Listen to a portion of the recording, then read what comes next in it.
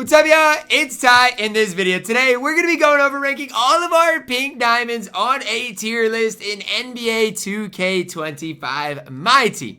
Now, before I dive any further into this, yes, I know pink diamonds are ridiculously priced. Yes, I know this video is not for everybody, but there's going to come a time where even, let's say a month down the road, pink diamonds are going to be cheaper, and maybe this list will be usable for you. Now, if it is right now, awesome. Looks like you've built a really good squad. For me, I've got 0 of these cards, I believe. 0 of them. Not one of these cards are on my specific squad. So, I mean, if you're one of those guys, it's like, Ty, I don't have this much MT. Well, guess what? Neither do I, but who should you be saving for? Let's talk about it as we do dive into Karl Malone, our first guy today. If you're new to the channel, please smash that subscribe button. Really do appreciate all of the support on the channel. Karl Malone's good, guys. Like, I know people don't want to use Karl Malone because of, what he did off the court. I get all that, man. I do. Trust me, like, if you don't want to run Karl Malone, look, I respect it and I get it. But at the end of the day, he's a good card in 2K. I mean, he is. He's got a good release. He plays a lot of defense. His badges are good. One of my favorite power forwards in the game is Karl Malone. The card is an absolute beast. B tier. Drazen Petrovic, he's horrible, man. He is horrible. Is he the worst pink diamond in the game? I genuinely think maybe. I don't know. I haven't gone through all the pink diamonds yet, but I genuinely think he is the worst pink diamond. Also, if there is any pink diamonds I forgot, I apologize. I just want to tell you guys that ahead of time. Steph Curry, D tier. Not a very good pink diamond still. I mean, there are going to be some better pink diamonds that we go over and talk about today. Steph Curry, not one of them. D tier, the card's horrible. Giannis Antetokounmpo. Is he A tier? Is he S tier? I'm going to go S tier with Giannis. There are not going to be many better cards in this entire game than Giannis Antetokounmpo. I do wish he came with more Hall of Fame badges. I think he only comes with 5. That is definitely, I don't even want to say a red flag, but that's something that I do wish he just had a little more Hall of Fame badges.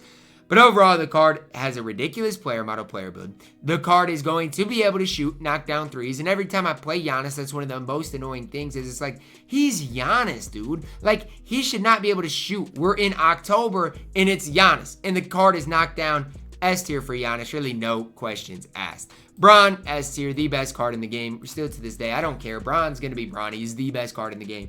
Is he worth the amount of coins he's going for right now? No, but he is the best card in NBA 2K25 MyTEAM. Next up, Michael Jordan, D tier. The card's not good, but what I will say is Michael Jordan is still going to play decent defense. And so that's the one thing I see with MJ where it's like Drazen, I don't know if Drazen's even going to play decent defense. Like, Drazen to me is horrible. MJ's at least going to play some defense on the court for you guys. Kevin Durant, A tier. And I know this is one a lot of people might get mad at, but I want you guys to look at KD base card compared to LeBron James. The cards are not similar. They're not comparable. KD is good, but he's good because of his 6. He's good because of his release. He's good because of his player build, man. The card stats, badges aren't good. He's not comparable to LeBron James. He is an A tier caliber pink diamond. Tracy McGrady, I like T-Mac. I think B tier probably is the right spot. I mean, for a level 40 card, T-Mac is extremely good on this game. He's better than Tyrese Halliburton, who we'll get to here in a little bit. T-Mac can play. The one thing about T-Mac is his rhythm shot is broken. You cannot rhythm shoot with T-Mac, which is super annoying, super frustrating, but everything else about Tracy McGrady is absolutely elite, absolutely incredible. B tier for T-Mac in my team. Paul George, S tier, the best maybe shooter. Is he the best shooting guard in the game? We might, have to talk about that, but I think he is. There's not a shooting guard off the top of my head that's going to give you more than Paul George. Good release, great defensively, badge count perfect. The problem is he is like 1.5 million coins. Like, I can't buy him. I'll never be able to afford him, but if you can, the card is extremely good, and that's where we're at. That's what we need to talk about. Paul George, extremely good in my team. Gary Payton, the glove, B tier. I mean, at this stage, he's good because of his defense. I mean, I just don't think like there's anything that stands out about Gary where, let's say a month down the road, we're going to be thinking that highly of Gary Payton. He's fine. He's going to play a lot of defense. But like, I haven't gotten to Dwayne Wade yet. But what does Gary Payton give you over a Dwayne Wade? Maybe slightly better defense. Speaking of Dwayne Wade, B tier as well. D-Wade offensively, I think is going to be slightly better than Gary Payton. Defensively, I mean, slightly worse. I'm going to put both cards at B tier. Let me know down below in the comments who you like more, but I think that's pretty accurate for both of those cards. Chris Mullin is our second best shooting guard in the game. At least I think. I haven't gone through all the pink diamonds yet. Well, no, he's not. Maybe he is. I don't know. Chris Mullin's extremely good, though. It's one thing I do know. There's one thing about Chris Mullin. when the card came out, there's one thing that really impressed me. It was his defense. Like, you think of Chris Mullin being an absolute sharpshooter, but that's about it. Like, think of Chris Mullin, that's what you think about. He's going to knock down shots. Outside of that, you don't necessarily know what you're getting. Card plays good defense, as well as being one of the best shooters in the entire game. A tier for Chris Mullin. Jimmy Butler, I'm going to go A tier as well. He's not as good as Paul George, but the card is extremely good. Jimmy Butler is a card that is going to be able to play for quite some time for you guys. A perfect 3-and-D guy to pick up for your specific squad. I just don't like to compare him to Paul George because there's levels to it. And trust me when I tell you, Jimmy Butler is not even close to Paul George. Tyrese Halliburton, C tier. And I'm not hating on Tyrese. I actually like Tyrese. I just don't think he's as good as Wade, and I don't think he's as good as Gary Payton. I don't, and I think defense is the name of the game for Tyrese Halliburton. There are going to be people that really like Hallie. That's fine. He, in my opinion, is not the level of Wade. He's not the level of Gary Payton. That's why, for me, he's C tier. Again, if you guys disagree, if you like Tyrese Halliburton, that's awesome, man. Use the cards you ultimately like using. I do this tier list to hopefully help you guys out on who to prioritize. But for a guy like Tyrese Halliburton, he's a level 40 reward. If you get him, he should be playing. Like for me, when I get Tyrese, he's going to play for me. David Robinson, S tier. And so what you're seeing is this.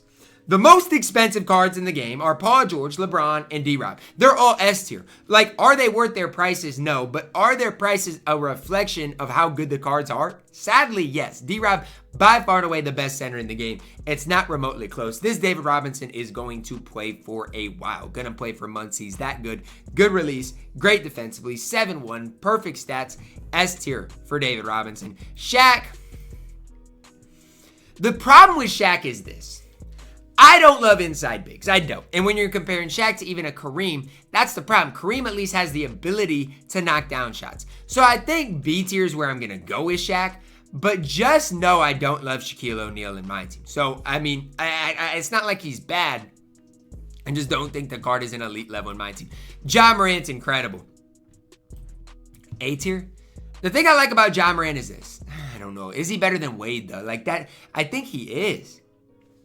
Right? Like, offensively, he's going to give you more than Wade. He's going to give you more than Gary. Now, I know defensively, he's not going to be as good as either of those guys. So, it really is tough. Is Wade better than Ja? I don't necessarily know.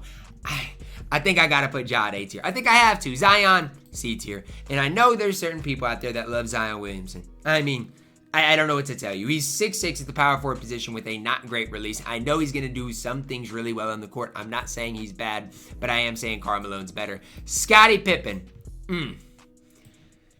I mean, he's either the best player at A tier or he's S tier. I'm going to go A tier, though. And the reason I'm going to go A tier with Scottie Pippen is simply put this. Paul George walks circles around Scottie Pippen. It's really that simple. Paul George is way better than Scottie Pippen. And so I can't have Scottie Pippen at S tier up there with Paul George. I just can't. That's my reasoning behind it.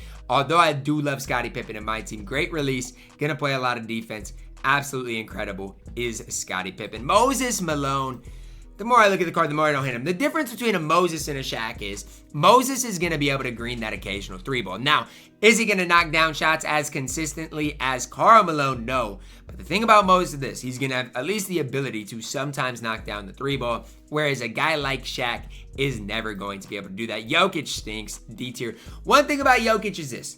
Offensively, he's not horrible. He does come with limitless range. He's going to be able to stretch the court. The problem with Jokic is the defense. I mean, if he had good defense, I'd be high on the card. Can't even play power forward. It's just tough for me to get going on Jokic. The card is not good. Pascal Siakam. C tier, I think, is the right spot. I do like him more than Zion. I do prefer Karl Malone to Siakam, though. So it is kind of a difficult, situation. Like, they are at the same tier. But I think Siakam and Karl Malone are close enough that that's not, like, outlandish. That's not crazy to have them that close. Damian Lillard, he's better than Steph. I do think he's C tier, right in there with Tyrese Halliburton. What happened to Damian Lillard in real life? That's my question. Like, it's crazy thinking back on it. Is it crazy right now to say Jrue Holiday is better than Dame? Is that crazy? Let me know down below in the comments, because the more I watch Jrue Holiday, the more I'm like, this dude is just an absolute dog. And the more I watch Dame, it's like, I don't know, man. Like, he's obviously good. I'm not hating on him. It's just like, who impacts winning more? I don't know. Artis Gilmore up next, C tier, I think is the right spot for Artis. Artis is an intriguing player because he's 7'2".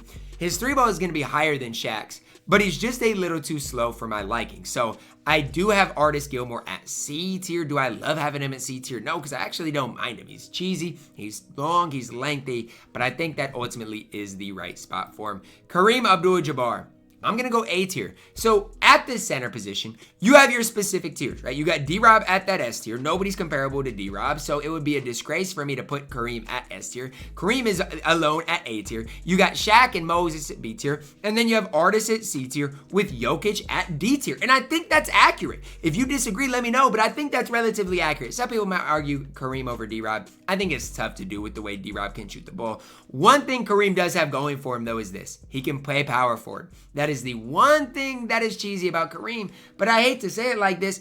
At the power forward position right now, I think Giannis is slightly better than Kareem. Devin Booker last, but certainly not least, I'm going to go S tier. I do think Devin Booker is the best. I think he is the most complete point guard in the game. Do I love having D-Wade and Gary Payton 2 tiers away from Devin Booker? Absolutely not. But I just don't know how else I can do this right now. Like when I'm comparing the cards to each other, I don't know how else to separate them. I do think Ja is basically the same level as Wade or Gary Payton. But I think if you're the average player picking up the game, you're going to have more success with a guy like Ja just because offensively, he's going to do some more things. Y'all see the Pink Diamond starting lineup up top. D-Book, Paul George, Brown, Giannis. Good luck defending that starting lineup if that's what somebody got. And then your second unit, you're probably looking at like Ja, Scott, or Ja, I would say Jimmy/Mullen, Scotty, KD, and Kareem. A cheesy lineup as well. And even at B tier, you go Wade, T-Mac. I guess we don't even have a small forward there, but you guys could create a cheesy lineup even there at B tier. So from top to bottom, guys, Pink Diamonds are OD. And I want you guys to know, even at C tier, guys, the cards can play. So don't think because Tyrese Halliburton's at C tier that the card's bad. Or even like a Steph MJ. They are definitely usable if you do have them at D tier. That's going to wrap it up for my tier list. Let me know your thoughts on it down below in the comments, guys. Drop a like on the video, subscribe if you're new, and as always, man, I love you guys. Have a blessed day.